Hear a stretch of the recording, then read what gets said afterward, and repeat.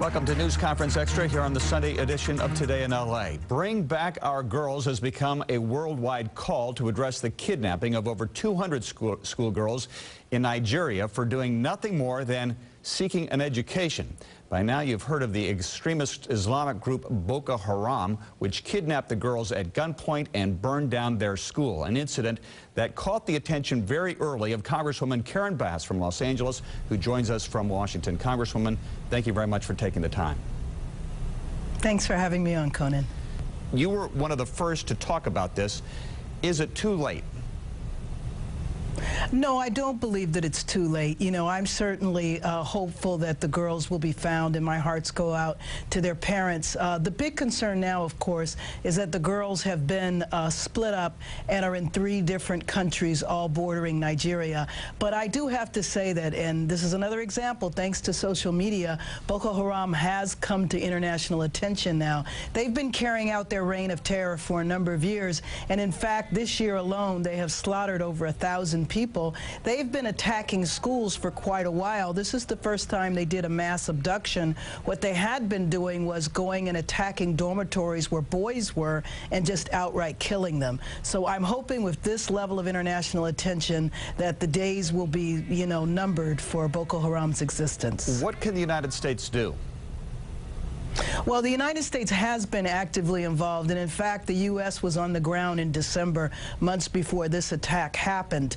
But I do know that there are advisors on the ground right now. They arrived a couple of days ago. We can help with intelligence. We can help with technical advice. You know, the bottom line is that the Nigerian military really just doesn't have the capacity. A terrible example is there were a group of Nigerian soldiers that went to look for the girls, so they left a town unprotected in order to look for the girls, and while they were gone, 100 people in the town were killed. And so they clearly don't have the capacity, and they need the help from the international community. Is it worth military involvement? No, I don't believe that U.S. military involvement is necessary, but what is necessary is assistance to Nigerian military from other African nations and also from the African Union. The reality is, Conan, and it's a sad reality, there are a number of crises right now on the continent where you have African soldiers who are assisting in other areas. The African Union is building its capacity to respond to these type of events, but the capacity isn't quite there yet. This is a group that wants Nigeria to be turned into an Islamic state. Has there been any effort whatsoever to take other Islamic nations in the region or outside the region and seek their effort in trying to control this group? Well, I do think that some of them have been involved. I think that there has been international denunciation of Boko Haram.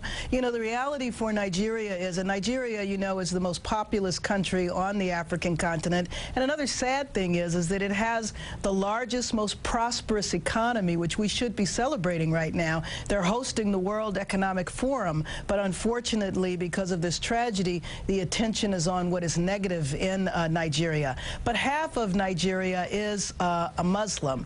I do have to say, though, that Boko Haram is a crazy organization that kills Muslims just as they kill Christians. Where we can be very helpful is in our intelligence capacity, surveillance capacity. You know, drones are very controversial for some good reasons. This is a perfect application of drones, you know, to fly over and to try to locate the girls. But people really do have to recognize that the leader of Boko Haram is a straight-out psychopath, and that if the cavalry did come rushing in, he would just slaughter the girls. So that's not the way to go. Now, there has been some indication that maybe he's going to use them to barter for the release of some of the Boko Haram people who have been captured. And so I think in the next few days, I do think that we'll be able to see some movement because there is such an international effort. Thank you very much, Congresswoman, for taking the time.